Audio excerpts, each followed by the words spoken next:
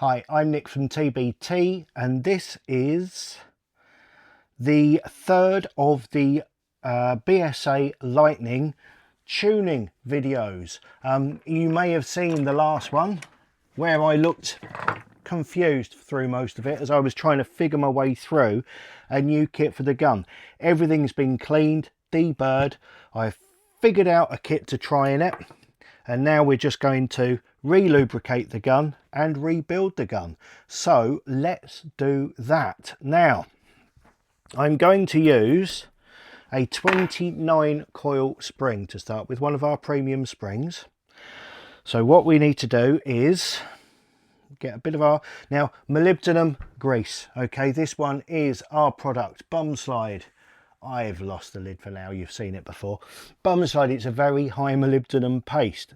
Please only use molybdenum greases from wherever you buy it inside of your spring air rifle. Other things risk damaging it.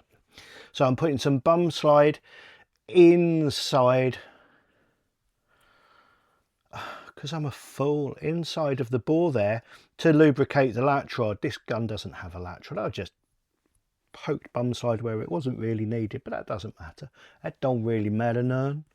It's late. It's actually late at night. You can probably tell. I need a nap. So that's in there. Next, I am going to get some more Bum Slide and put that on the rear guide like that. And we're going to pop him into the spring as well. Now, if the guide's tight, it's a clockwise twist in, clockwise twist out. And now we're going to lubricate the spring by getting our sachet that comes in your TbT kit. I've already cut a corner off, and you get a small amount of that into the palm of one hand.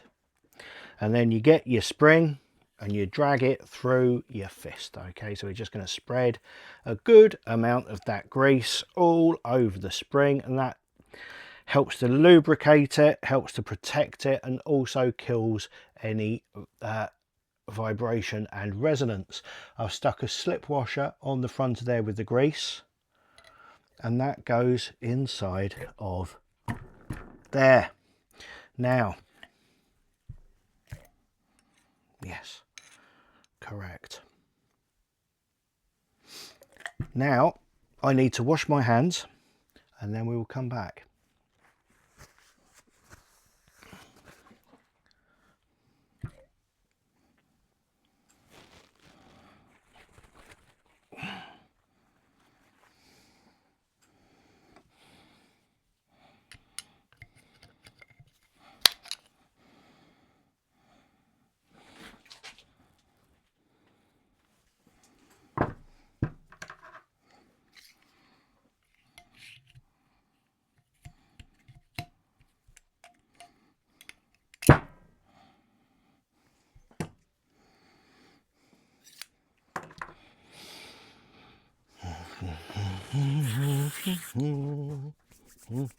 That's gonna sting.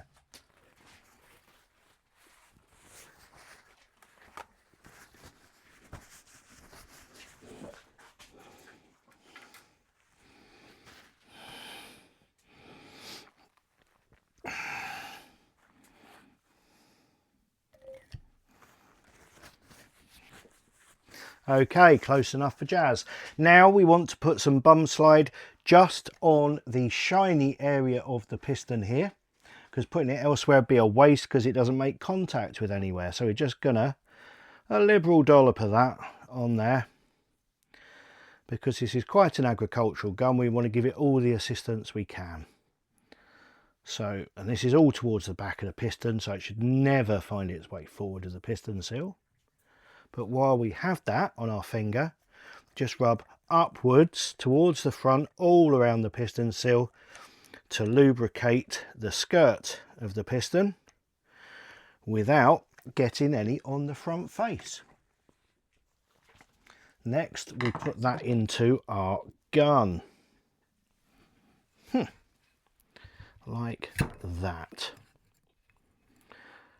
And it looks like I'm going to have to do the same trick with the trigger again, which is push the anti-bear trap safety thing, oops, forwards, pull the trigger back,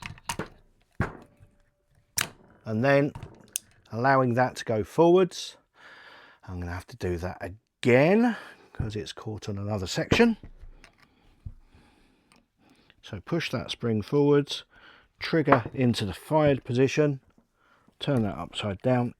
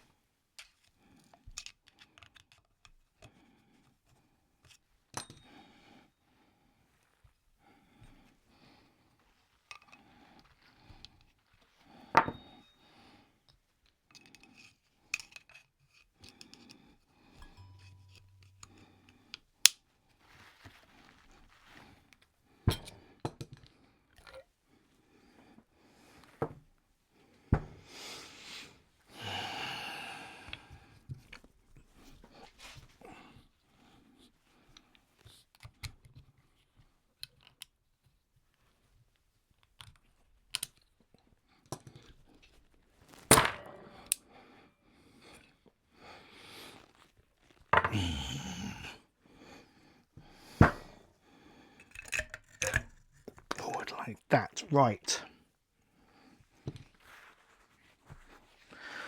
People often say on these videos, why do you always concentrate on wire arc and air arms? Why don't you do some of the cheaper makes? They just aren't as easy to work on. The results aren't as good at the end of it. And that's a sad truth of the matter.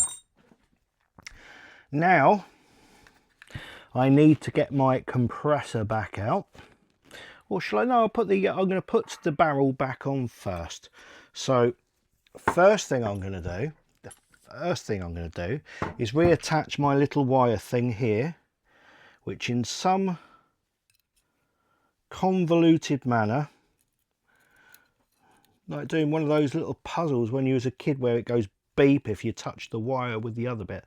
It's kind of like one of those games, but with a proper grown-up's air rifle. It's got no place in an air rifle, is it? Anyway, that onto there. Moan, whinge, complain. I'm tired. I need coffee or my dinner or supper. Hot chocolate maybe. If you can text me a hot chocolate, that'd be awesome. So that's into there.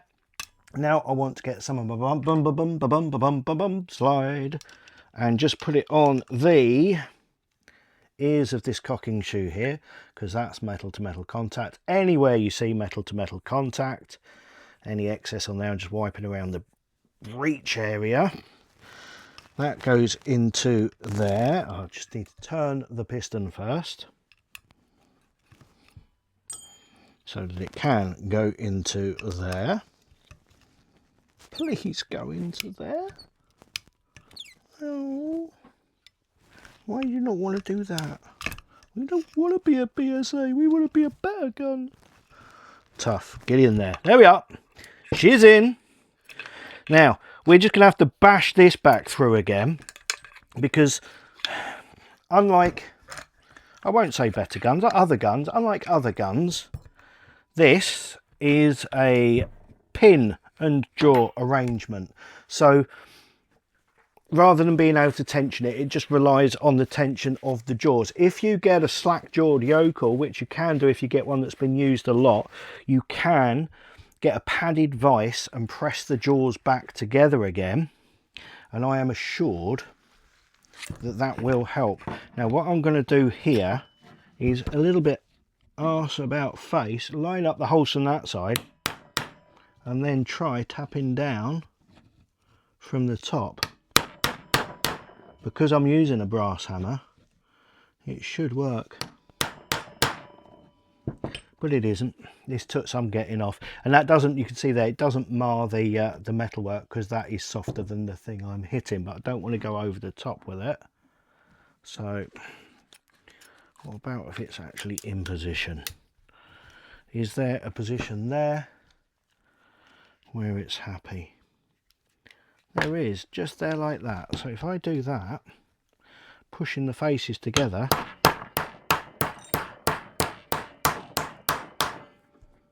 that's not engineering, that's hitting things with hammers. I'm not happy, but you know, it's one of those things. If they did it better, it'd be more expensive and they'd call it a Viarc, I guess.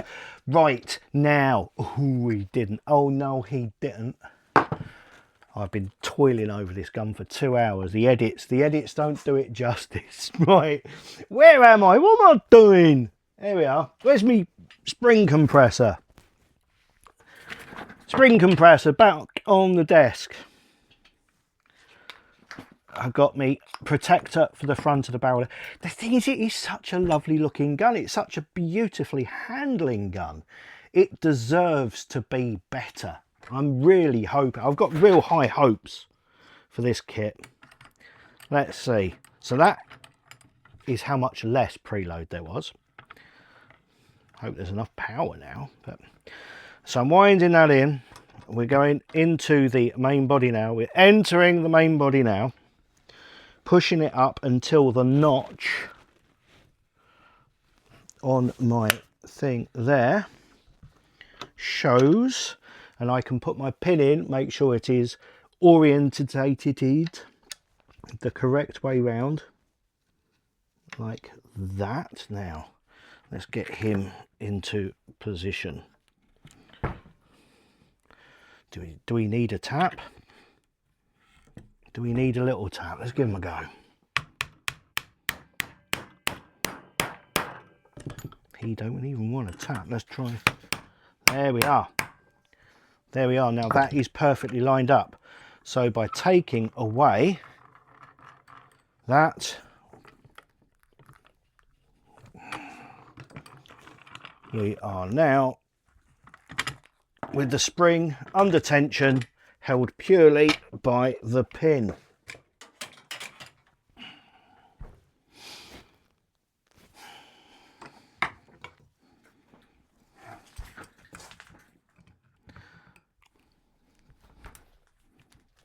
Just get my bit of plastic back out of there. So it was a snug fit over, you can see it's a snug fit over the pin there to hold it in position so it doesn't fall out. I'm just going to give that another little tap. It could do with another ½ millimetre. ½ millimetre back, just gently till it looks smashing like that. Now there we are. The proof is in the pudding, so we are going to test that now.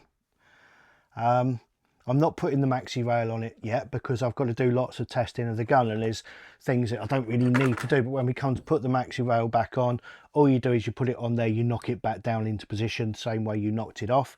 It goes from the back to the front, and when you're taking it off from the front to the back. I am going to get testing this gun now. We will see where it leads us. Please read the description below because that will tell you what powers you're going to get with each spring if I offer 2 springs. Please like, subscribe and hit notifications and you will see other videos as they come up. But I think if this works, if it doesn't work, you're not going to have seen this video or the one before. It'll just be me putting one of our standard maximizer kits in. If this has worked, I'm going to do a shooting video to show how it shoots now after it's been rolled in the glitter. So look forward to that one. I look forward to seeing you all again soon. Thank you very much for watching and goodbye.